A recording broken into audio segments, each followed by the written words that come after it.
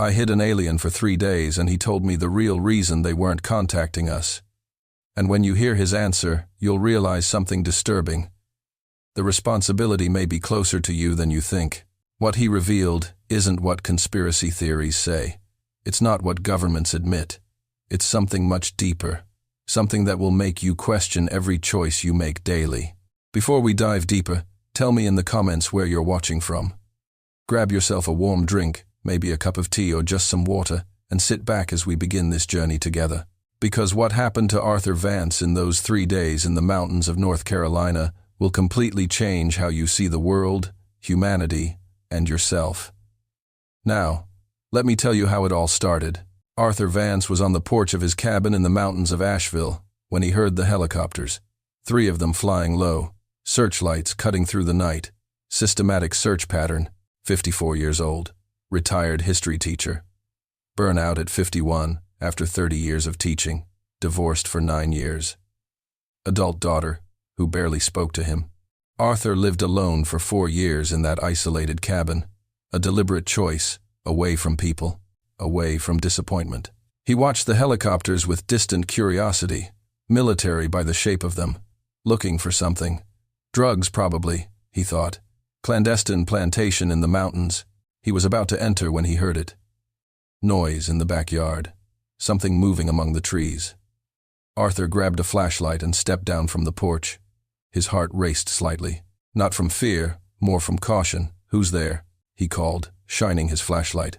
Nothing, but there was definitely something. He could hear breathing, irregular, gasping. Arthur walked a few more steps and then he saw it. Figure crouching behind a pile of firewood, trying to hide, but the format was wrong. "Get out of there," Arthur said, his voice firm. Now the figure moved. It rose slowly, and in the flashlight's light, Arthur saw it. It wasn't human, grayish skin, a large, disproportionate head, long, thin limbs, huge eyes, completely black that reflected the flashlight like mirrors. Arthur dropped the flashlight.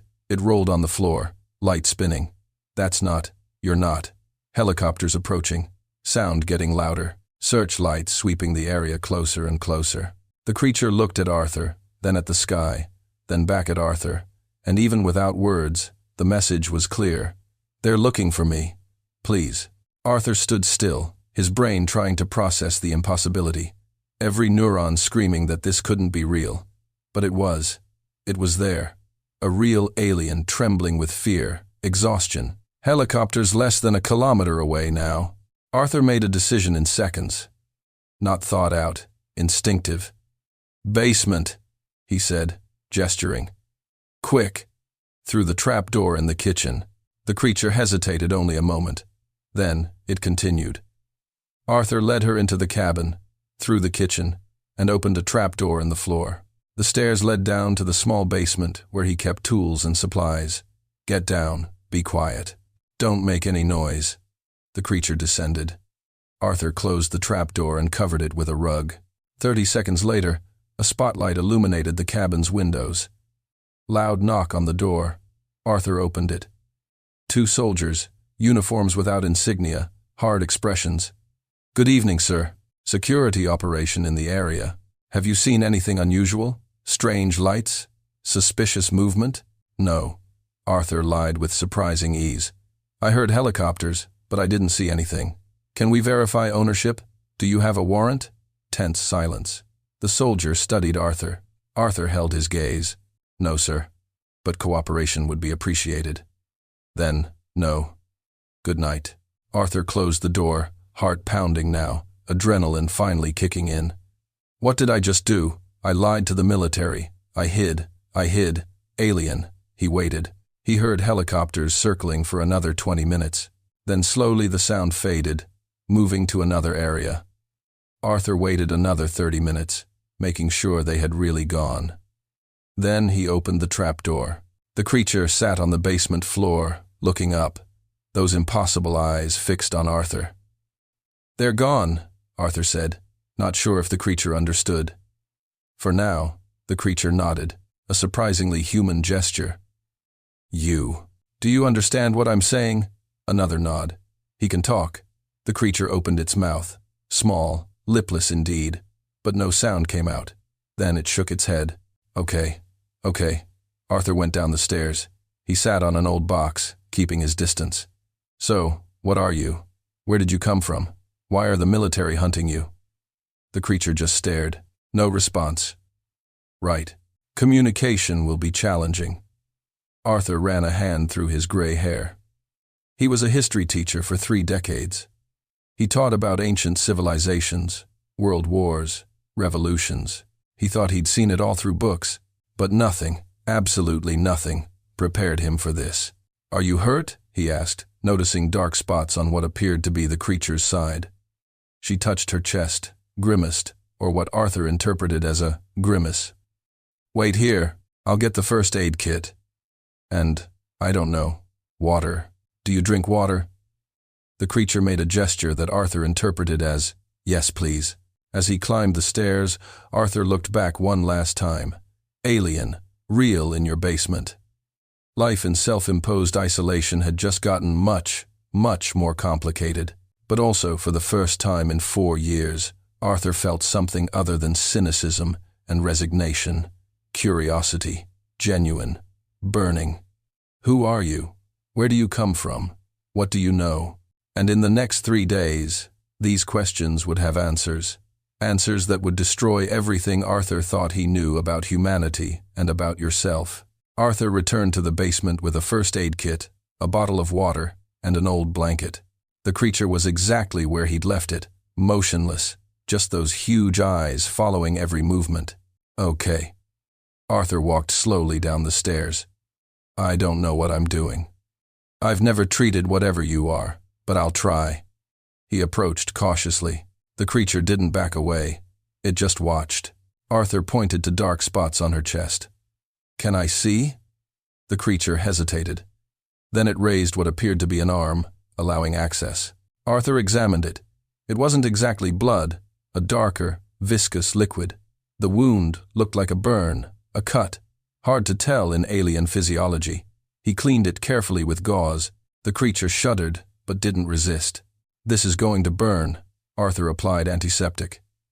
The creature made a sound, not vocal exactly, but a low vibration that Arthur felt in his chest. Sorry, almost done. He covered the wound with clean gauze and secured it with tape. Improvised but functional work. Water. Arthur offered a bottle. The creature took it, 3 long fingers holding the bottle with surprising care, and drank. Small sips, as if testing. Arthur sat on the toolbox, keeping a respectful distance. So, how long do you need to stay here? Hours? Days? The creature held up fingers.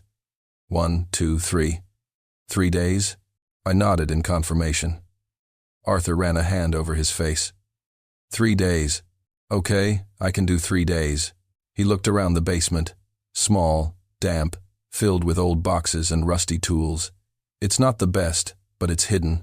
Military personnel have already checked the area. They probably won't be back anytime soon. The creature inclined its head, a curious gesture, almost grateful. Are you hungry? I don't know what your species eats, but I have sandwich corned beef. The creature made a negative gesture. Just water then. Okay. An uncomfortable silence. Arthur realized he was sitting in a basement with an alien and had no idea what to say. A teacher for 30 years. I always knew what to say.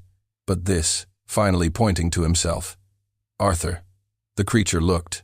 Then he touched his own chest, and Arthur heard not with his ears but in his mind like a thought that wasn't his. Xylar. Arthur almost fell out of the box. You're in my head.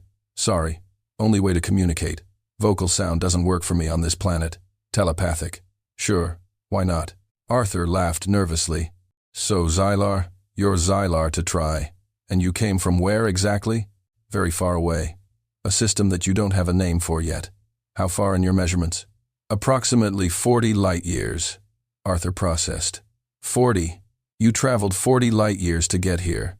It doesn't take 40 years. A ship folds space. But yes, that's the distance.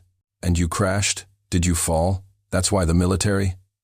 I didn't crash. I was shot down, drowned. Arthur stood up. Did the military deliberately shoot you down? Yes. They detected my ship. They fired. Defense system damaged. I had to make an emergency landing. Why would they attack you without... Arthur stopped. Because he knew why. Of course he did. He taught history. He taught about fear of the unknown, about how civilizations reacted to perceived threats. Shoot first, ask questions later, he thought bitterly. Exactly, Xylar responded to the unspoken thought. Can you read everything in my mind? Not everything, just what you transmit most strongly. Superficial thoughts, intense emotions. Great. No mental privacy. Arthur sat down again. What now? You wait 3 days and then what? Ship repairs itself partially, enough to signal rescue, my people will come get me, and then you leave and I'm left here with the memory of the 3 craziest days of my life. Yes, unless what? Unless you want to know more, ask questions. I have 3 days, and I owe you. The creature had noticed his curiosity. Arthur stared at the impossible creature in his basement. Part of him wanted to refuse, keep his distance, just wait for 3 days to pass. But another part, the part that had been a teacher that had lived to learn, was screaming with curiosity. Questions? He repeated. About what? About anything. You, us, universe. I answer what I can, Arthur thought. Where to begin? He had a million questions. Okay. First, why are you here? You, your species. Why do you visit Earth? Observation, study. Your species is in an interesting moment. Interesting how? Crossroads can evolve or self-destruct. Outcome still uncertain. Arthur felt a shiver. And what's your bet? Shall we evolve or blow everything up? I don't know yet. That's why I'm watching. How many? How many of you watching? Many from various civilizations. Earth is a fascinating case. Case? Arthur laughed humorously. We're a cosmic laboratory experiment. No experiment, observation, no interference, just attention. No interference, but you appear. Ships, sightings. Isn't that interference? No direct interference. We do not change the course of events. We just observe. Arthur leaned against the cold basement wall. And what do you see when you look? What do you think of us? Xylar was silent for a moment, then confusion.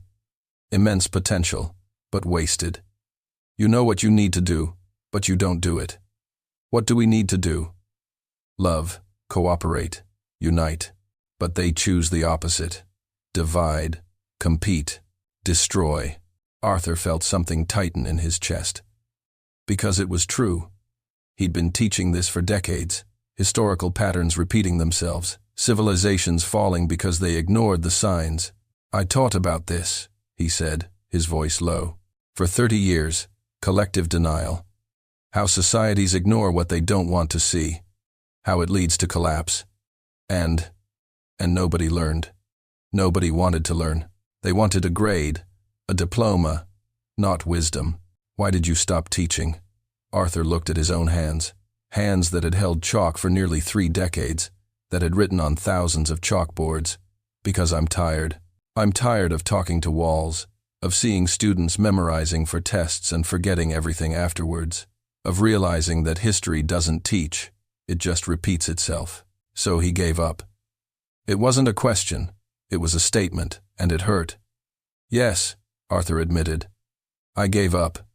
I came to the mountains away from people, away from disappointment. And did that solve it? Solved what? Your pain, your frustration, your sense of failure.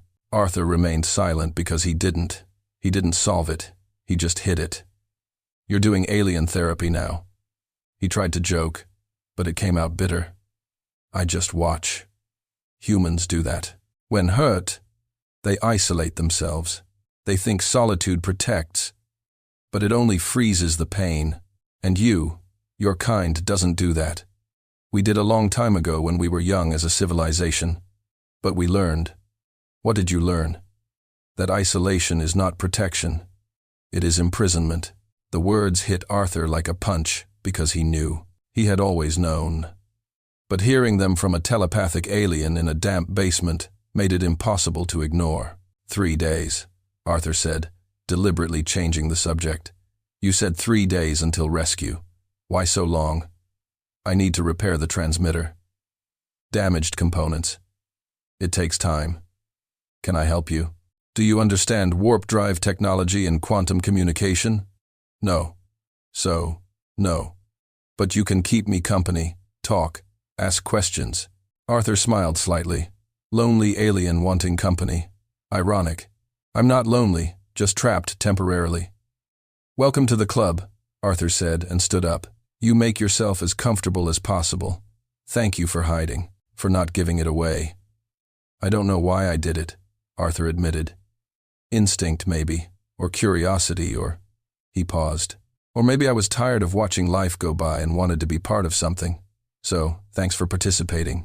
And as Arthur climbed the stairs, leaving Xylar in the basement, he noticed something.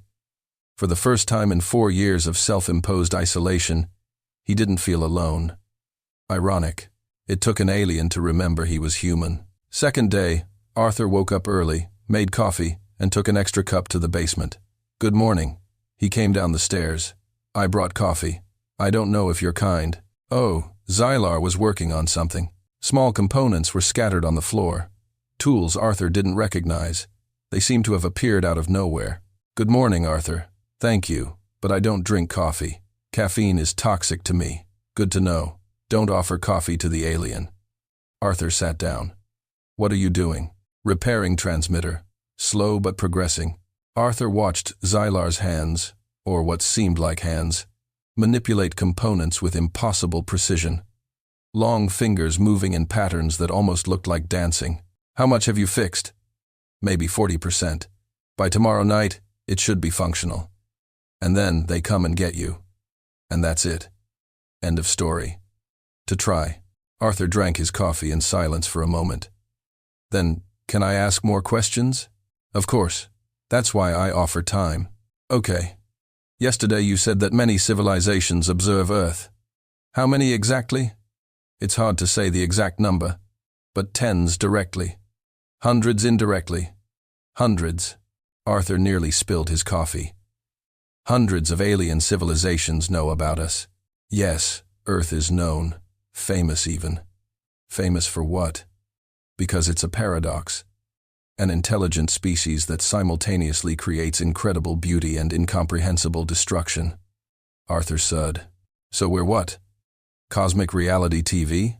No, more like case study. What happens when a species develops technology before wisdom? That's depressing. It's reality, but not permanent. It can change as choosing differently, collectively. Arthur thought back to decades of teaching history, trying to get students to see patterns to make different choices. I tried that. It didn't work because he tried alone. Real change requires critical mass. How many? How many people need to choose differently before something changes? It's not a fixed number. It's a moment. When enough people wake up simultaneously, then tipping point happens. And are we close to that point? Xylar paused in his work. He looked at Arthur. Yes and no. There is potential, but there is also immense resistance. Resistance from whom? Governments? Corporations? From them too. But mostly from ordinary people? From you? From me? When I was younger?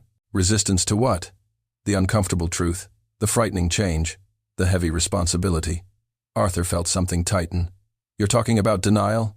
Yes, your specialty as a teacher, right? It was. It taught about civilizations that denied signs of collapse. Mayans, Romans, Easter Island, they all saw signs. They all denied them, until too late. And your current civilization, Arthur laughed bitterly, doing exactly the same thing. Climate change, inequality, polarization. Signs everywhere, but most deny or ignore them. Why? Why? Arthur repeated. Because it's easier. Because change is hard. Because admitting a problem means having to do something about it. Exactly. And that applies to other things too. Something in the tone, even though it was telepathic, made Arthur pause. Other things like, what? Xylar returned to work, maybe tomorrow, when the transmitter is almost ready.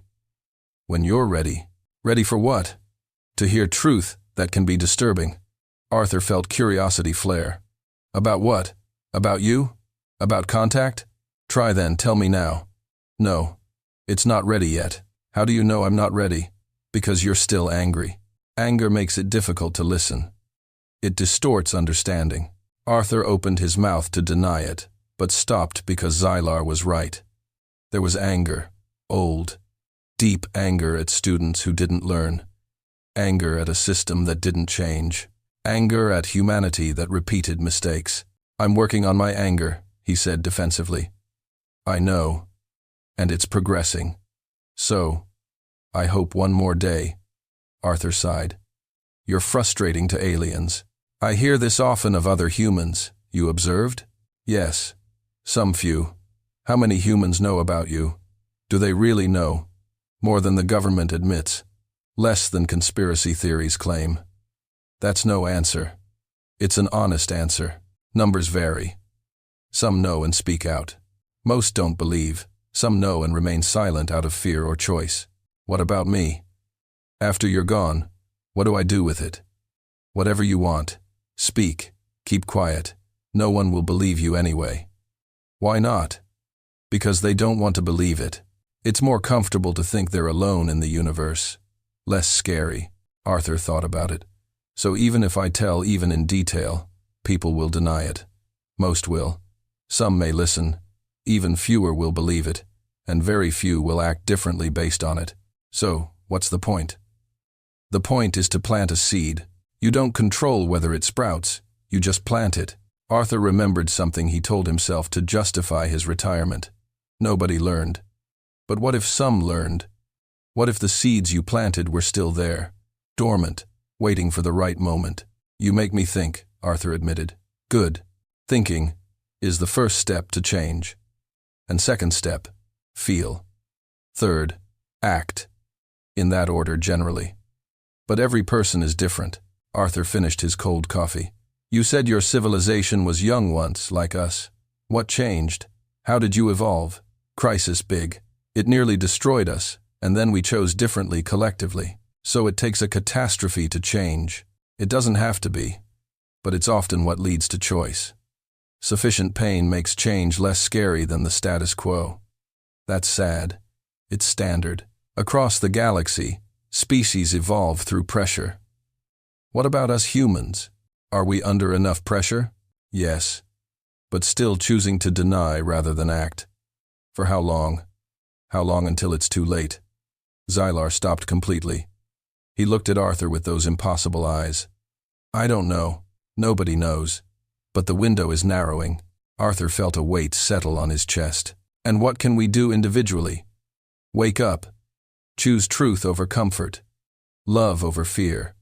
Connection over isolation. Collectively, same things, but en masse. What if we don't? Then I'll become a statistic. Another intelligent species that didn't evolve in time. How many? How many didn't make it? Many. More than I care to count. Heavy silence. Arthur looking at the alien working on the transmitter. An alien from a civilization that made it that evolved. Will you help? If we're failing, will you intervene? We can't. Rules. Each species chooses its own path, but they observe. Yes, we watch, we wait, we hope, and if we fail, you just watch. Yes, sadly. But yes, Arthur felt renewed anger. That's cruel. It's respect for free will, for autonomy. We are not saviors, we are witnesses. And tomorrow, what are you going to tell me tomorrow that is so disturbing?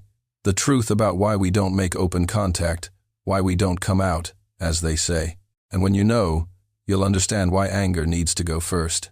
Arthur wanted to press demand an answer now, but something in Xylar's posture said, not yet.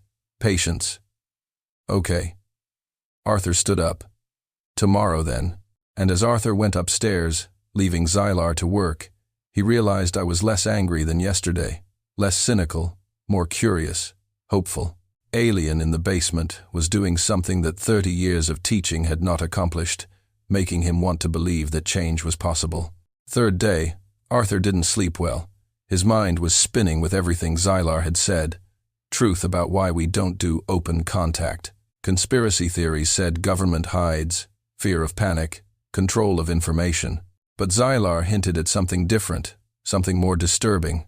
Arthur went down to the basement at 6 to 2 a.m. Xylar was awake. Or maybe he never slept. Working on the transmitter. "Good morning, Arthur. You slept badly." It wasn't a question. "Can you feel it? My sleep?" "I feel your agitation. Restless mind transmits strongly." Arthur sat down. "I couldn't stop thinking about what you're going to tell me today."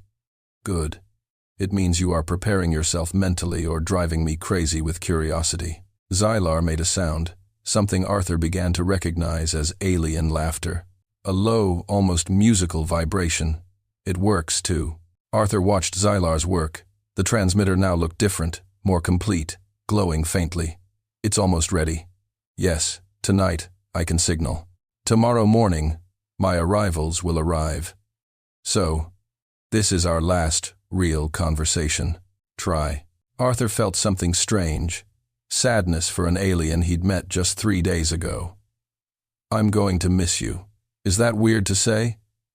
"No, I will too. You are interesting." "Interesting." "How?" Typical of his kind. Intelligent but in denial. Compassionate but isolated.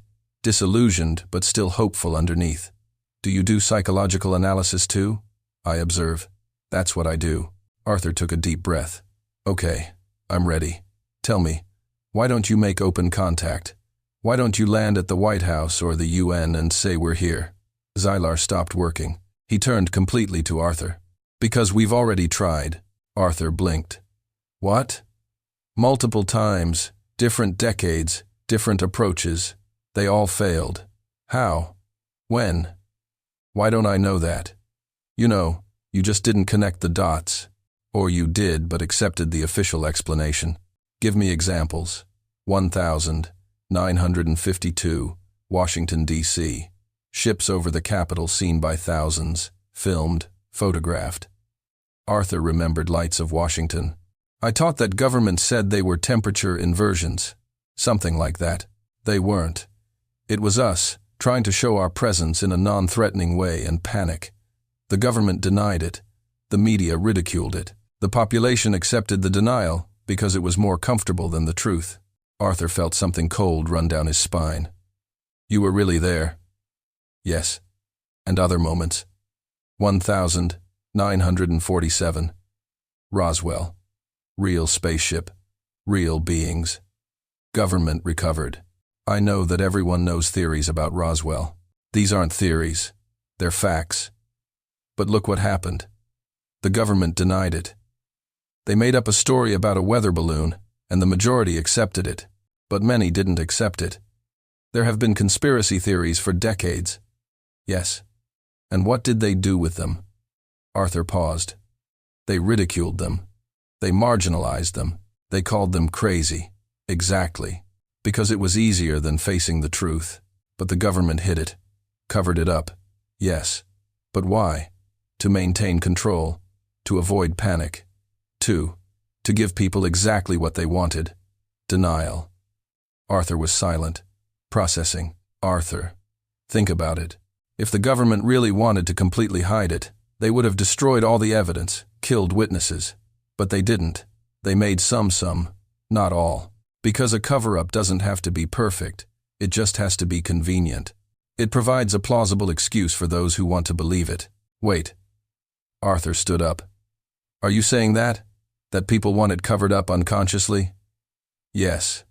That doesn't make sense. Do think like a teacher. What happens when you tell students the uncomfortable truth, Arthur thought? They resist. They deny. They look for ways to invalidate.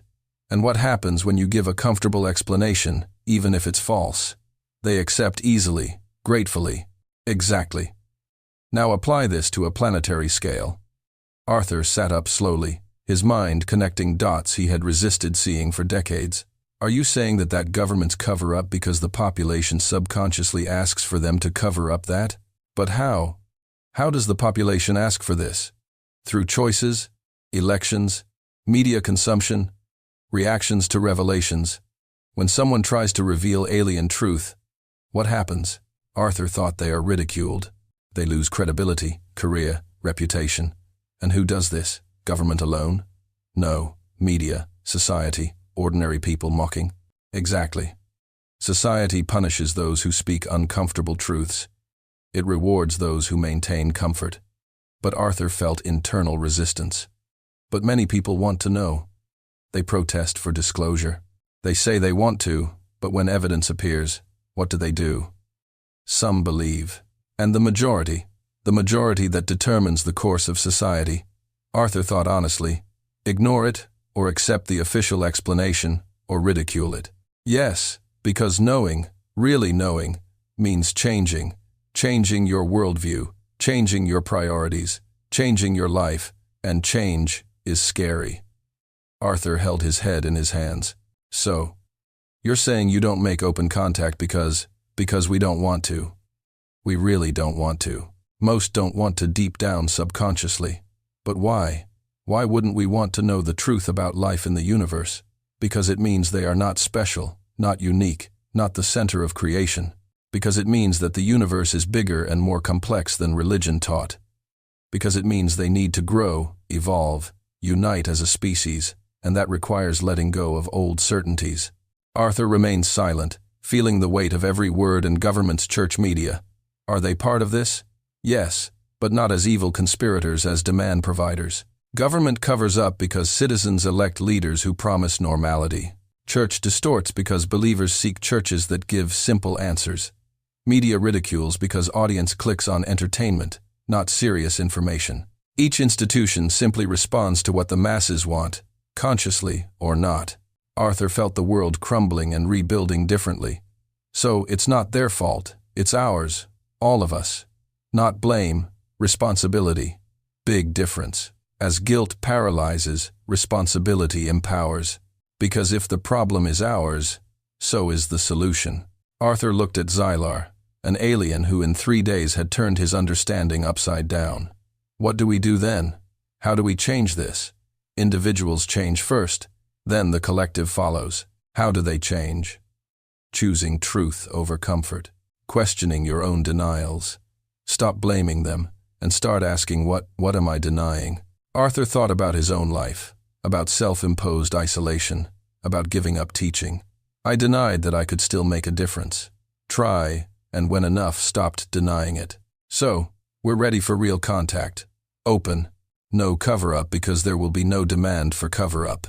How long? I don't know. It could be years, generations, or it could be quick if the right moment comes. Arthur sat there processing everything. The most disturbing revelation was not that aliens existed. It was that they were always here, trying to contact, and humanity collectively was choosing not to see. Arthur was silent for a long time. Xylar returned to work on the transmitter, giving him space to process. Finally, Arthur spoke. So, every time someone sees a UFO and is ridiculed, every time a witness is discredited, every time evidence is explained away as a weather balloon or Venus or an optical illusion, it's not just the government covering up.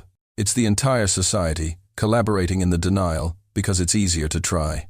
Arthur stood up and began pacing the small basement. But that means that each one of us is responsible. Every time we scoffed at conspiracy theorists, every time we accepted official explanations without question, every time we chose comfort over truth. Yes, you vote with actions. With attention, with daily choices, shall we vote? Yes.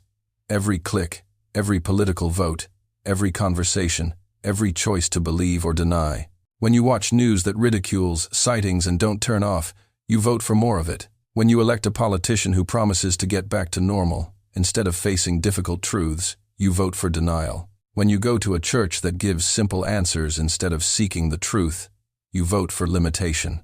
Arthur stopped. So you're saying that even religious institutions they distort because we ask them to? Yes. Churches that teach complexity, mystery.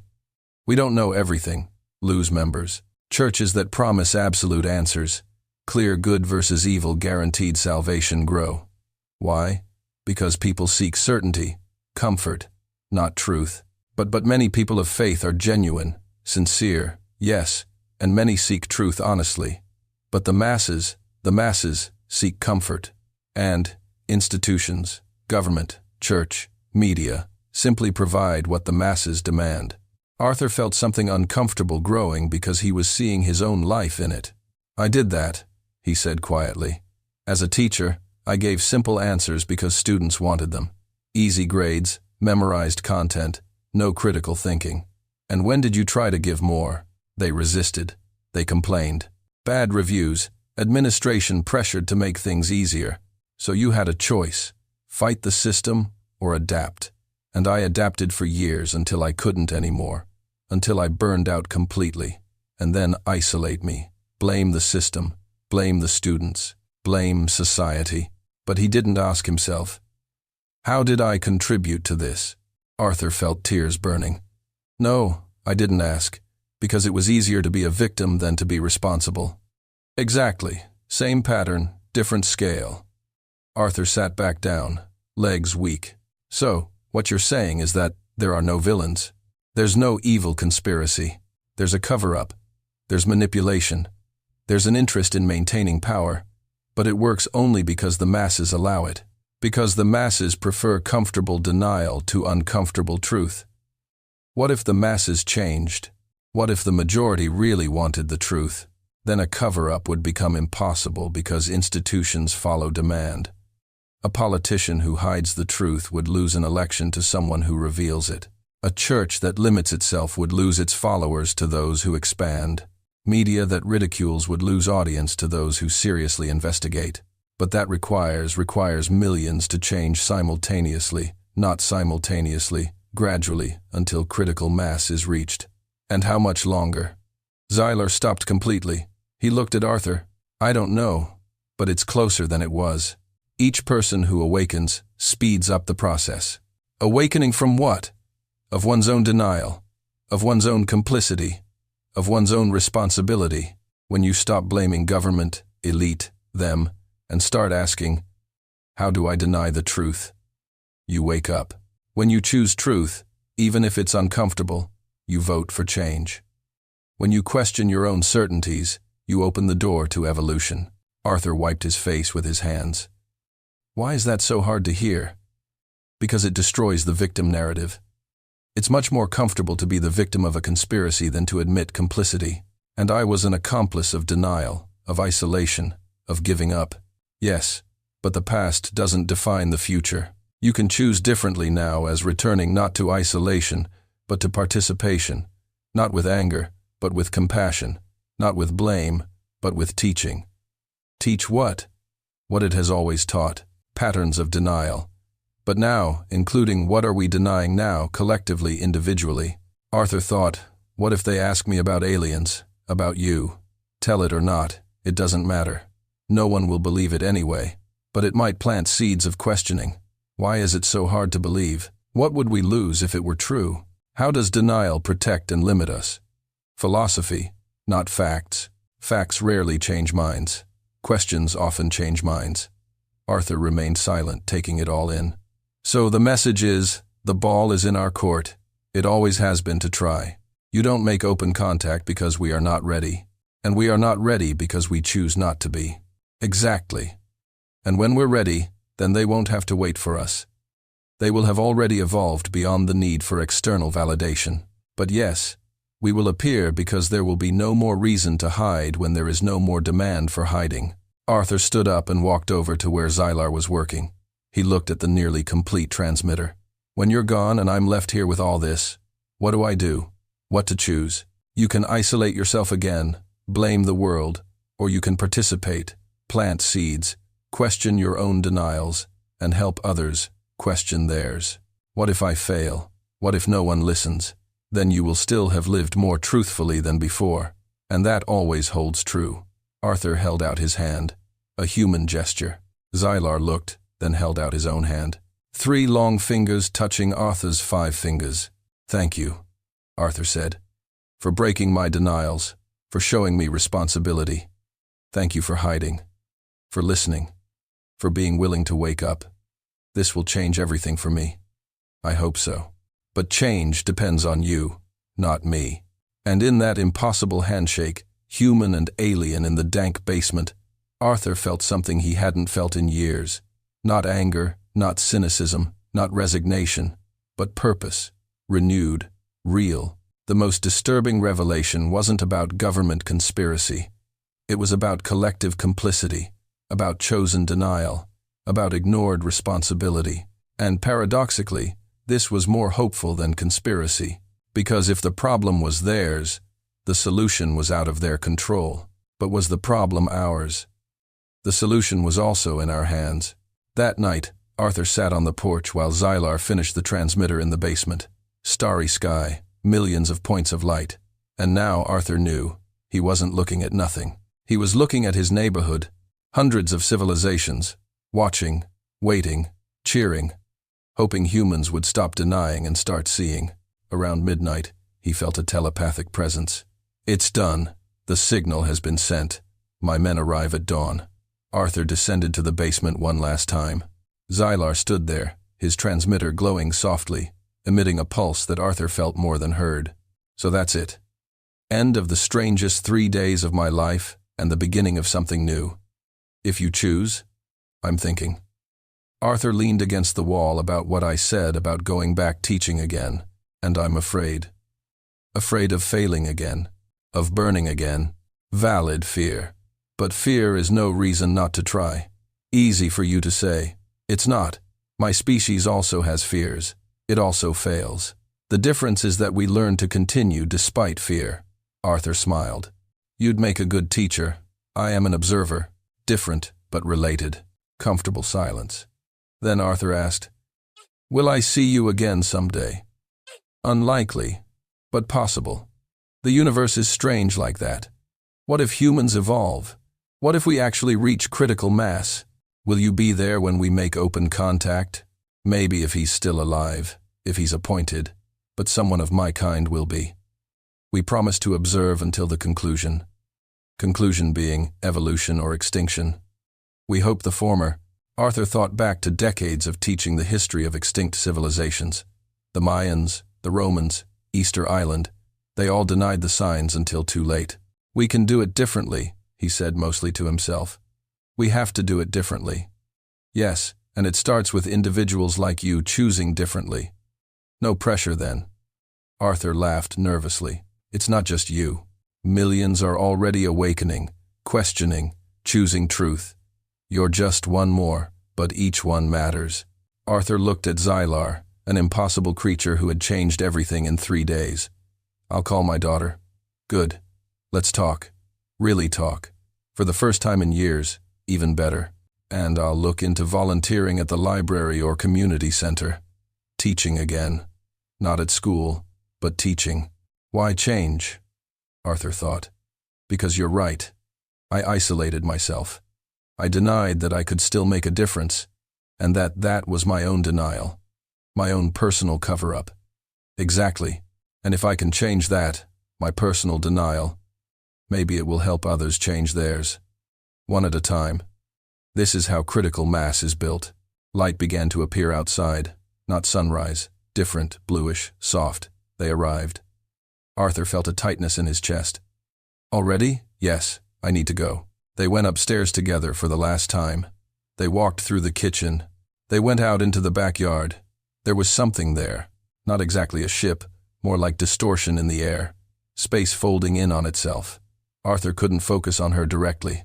Eyes sliding. Our technology, difficult for human perception to process. I understand. Arthur didn't understand, but he accepted. Xylar turned to him for the last time. Arthur Vance, thank you for hiding, for listening, for waking up. Thank you for everything. For breaking my denials. For showing me that I can still make a difference. He always could. He just forgot for a while. I'll remember now. Good. Xylar began walking toward the distortion. He stopped. He looked back. Arthur, one last thing to try. When you teach again, when you plant seeds, remember, you won't see them all sprout. Some take years, decades, generations. But that doesn't mean it wasn't worth it. It just means that patience is part of the process. Arthur felt tears. I'll remember. And when you doubt, when you think nothing changes, remember me. Remember that someone from a civilization that evolved, believes that you can too. I will remember. And Xylar disappeared into the distortion, which immediately began to shrink, collapse. Within seconds, it was completely gone. Empty sky, only stars. Arthur stood in the yard for a long time. The sun was really starting to rise now. Then he went in. He picked up the phone. He looked at a number he hadn't dialed in months. Emily, your daughter. Fingers trembling, he dialed. Hello. Sleepy voice. Surprise. Emily. It's Dad. I know it's early, but can I call you later to talk? Really? Talk? Silence. Then Dad, are you okay? I am. For the first time in a long time, I am. And I want to fix things. If you'll let me. Long pause. Arthur almost gave up then. Okay, call me at 2 p.m. I'll be free. I'll call. I promise. Good to try. You look different. What happened? Arthur looked out the window to the sky where the impossible ship had disappeared minutes ago. I had a visitor who made me see things differently. Visitor, it's a long story. I'll tell you another day. Today, I just want to hear about you. About your life. Things I missed by being isolated. Okay, Dad. Okay. I'll talk to you at 2 p.m. Thank you, Emily, for giving me a chance. I love you, Dad. Arthur closed his eyes. When was the last time he heard that? I love you too. See you later. He hung up. He sat at the kitchen table. Coffee was getting cold. Sunlight filled the room. And for the first time in 4 years, Arthur Vance didn't feel alone. Not because I had company, but because I had a purpose. Reconnect with my daughter. Return to teaching. Plant seeds of inquiry. I wouldn't save the world.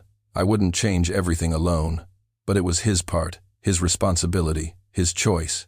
And choice, he now understood, was where it all began. 2 weeks later, Arthur was at the Asheville Public Library talking to the community programs coordinator. So, you want to volunteer? Eleanor, a woman in her 70s, looked at his profile. Retired history teacher, 30 years of experience.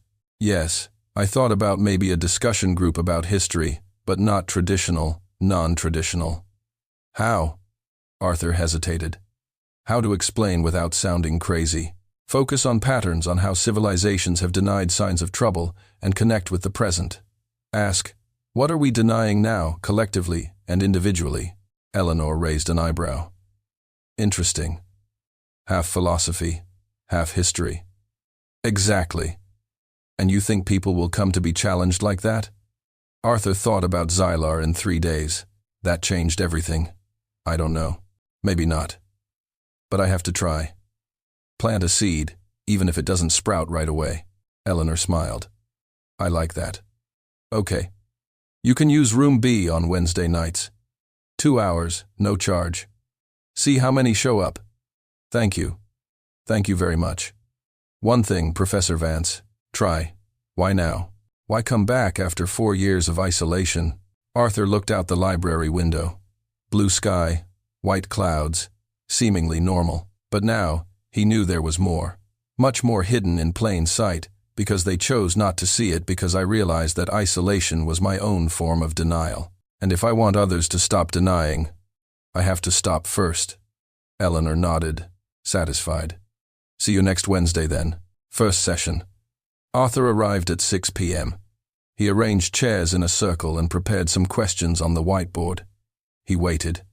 6:15 p.m. Nobody. 6:30 p.m. The door opened. A young man, perhaps 32, entered hesitantly. Is this the history discussion group? Yes. Come in. I'm Arthur Ben. They shook hands. I saw the poster. I was curious. 2 minutes later, a woman in her 53 walked in. Then an elderly couple. Then 3 more people, 7 in total. It wasn't a crowd, but it was a beginning. Good evening, everyone, Arthur began. Thank you for coming. I know there are a million things you could be doing on a Wednesday night. Light laughter. This isn't a traditional history group. I won't give you dates and facts to memorize. I'll ask questions. Uncomfortable questions. And we'll explore together. First question, Arthur wrote on the board. What are we denying? Silence. People exchanging glances. I'll give you some context. Arthur continued. Easter Island, incredible civilization. They built monumental statues, but they destroyed forests in the process. They saw resources running out, and they denied it. They cut down every last tree, knowing there wouldn't be any more. Why? Why deny the obvious? Ben held up his hand. Because admitting it meant changing, and change was scarier than collapse. Exactly. Arthur felt old energy returning. Energy to teach, to connect. Collapse was the abstract future. Change was the concrete present. So they denied the future to avoid present change. And us? A woman of 53, Karen asked. Do we do that too? What do you think? Silence. Then an elderly couple, Henry and Alice, spoke. Climate change, Henry said. We see signs, data, but we carry on as usual because change requires sacrifice. Exactly, Arthur wrote. Climate change in the board. What else? Inequality, Ben said. It grows every year, but we elect the same people. Why? Why does admitting a problem mean having to do something about it?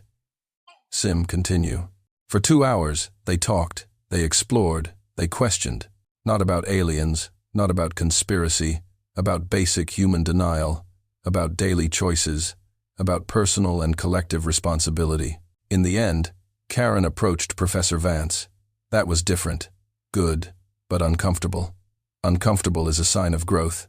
I'll be back next week and I'll bring a friend. Great. Thanks for coming. One by one, they left. Ben was last. Professor, can I ask a personal question? Of course. What changed? For you? You talked about denying isolation, but what made you see it? Arthur thought. How could he answer without mentioning Xylar? I had an encounter with a different perspective. Someone from the outside showed me patterns that I didn't see from the inside. Therapist. Arthur smiled. Something like that. Weeks turned into months. The group grew. 7 people became 15, then 25. Not a crowd, but enough. And Arthur noticed something. People started changing themselves. Karen stopped complaining about the government and started volunteering locally. Ben started a blog about personal sustainability. Henry and Alice organized a climate action group in the neighborhood. Small changes, individual but real, one at a time. Arthur remembered Xylar's words. This is how critical mass is built. 6 months after meeting Xylar, Arthur was having dinner with Emily. First time in person in 2 years. You're different, Dad, she said, studying him. More present. I'm present for the first time in years. What changed? That visitor you mentioned. Arthur cut meat considering how much to count. Someone showed me that I was in denial. In denial that I could still make a difference. In denial of responsibility for my own life. And when I stopped denying, everything changed. Who was it? That's someone. It doesn't matter who. It matters what he showed me. Emily took his hand. I'm happy you look alive again. I am. And I'm sorry for lost years. For isolation. No, Dad. I'm not sorry for the past. I'm sorry for wasting the present, regretting the past. You're here now. That's what matters. Arthur squeezed her hand, tears burning. She understood without me explaining. She already understood. One night, Arthur was on the balcony, the same place where he saw helicopters 6 months ago, looking at the stars, and he felt something. Not a voice, not a presence, but knowledge, certainty. Xylar is watching, observing, cheering. Hundreds of civilizations watching Earth, waiting for humans to awaken. And Arthur, a retired teacher who had almost given up, was doing his part. Small, limited, but real. 25 people in a discussion group wouldn't save the world. But 25 people questioning their own denials, changing their own lives, influencing others. This was a seed planted, growing. And if he was doing this, how many others were doing it too? In how many cities, countries, continents? Critical mass doesn't happen suddenly. Arthur thought it's built slowly, one person at a time, choosing truth over comfort, responsibility over guilt, participation over isolation. And when enough people choose this, Maybe then they wouldn't need aliens showing up because they would have already evolved beyond the need for external validation. But it would be a nice bonus when it happened.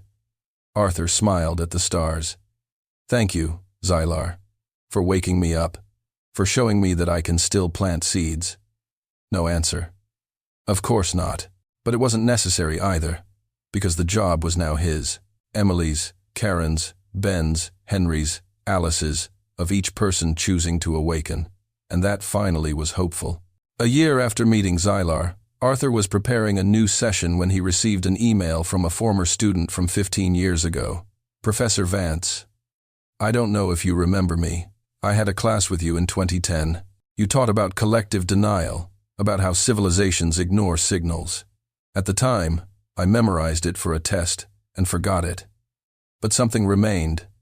A seed that the Lord planted, and recently, with everything going on in the world, I remembered and I understood I'm making a difference now. Small, local, but real. Thank you for planting the seed, even if it took 15 years for it to sprout. Daniel. Arthur read the email 3 times, tears streaming down his face. Xylar was right. You don't see every seed sprout. Some take years, decades, but that doesn't mean they weren't worth it. And in that moment, Arthur completely understood. It wasn't about seeing immediate results. It was about planting, trusting, continuing. Because real change, change that matters, is built slowly. One individual, one choice, one seed at a time. Arthur hid the alien for 3 days and discovered that the most disturbing truth wasn't about a government conspiracy. It was about the mirror, about seeing our collective reflection and realizing we don't like what we see. So, we break the mirror instead of changing the reflection. Aliens don't contact us because we are like children covering our eyes and saying, if I can't see it, it doesn't exist. Except we collectively cover our eyes. Billions of hands over billions of eyes. And we call this normality. Arthur spent 30 years trying to remove hands from students' eyes to show patterns, to reveal denials. And when it didn't work, he covered his eyes. He isolated himself. He gave up. It took being from another civilization, a civilization that removed its hands and evolved to show it's not about removing everyone's hands. It's about removing yours first. And when do you do that? When do you actually see? You can no longer ignore it. You can no longer blame it.